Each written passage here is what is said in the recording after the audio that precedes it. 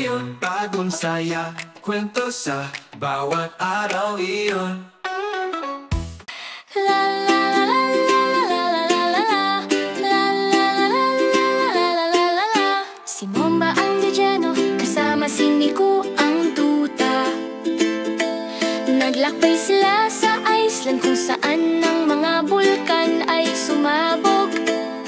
Sa mga glacier na kumikislap, sa malamig na baybayin, isang lupain ng mga kababalaghan, hindi nila ito kayang baliwalain. Sa mga larangan ng geyser at mataas na talon, si Momba at Miku ay ramdamang tagumpay. Sa mga lawa ng krater at daloy ng lava, tinutuklas nila ang Iceland, kung saan ang pakikipagsapalaran ay lumalago.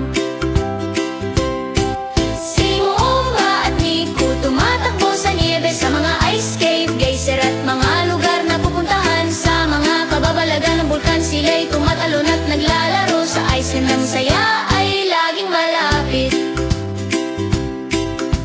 Mula sa Blue Lagoon, mainit at nakakaakit, sa Golden Circle kung saan ang mga tanawin ay kapanapanabik. Si Momba at Miku ay humahabol sa mga talon. Sa mga kababalaghan ng Iceland, sila'y matatag na nakatayo. Mula sa mga komportableng hot spring hanggang sa mga batong lava, tinutuklas nila ang Iceland, hindi nila pinapalampas ang anumang lugar. Sa mga tuktok ng bundok at malawak na tanawin, si Momba at Miku ay tumatakbo ng magkasama. Like, share,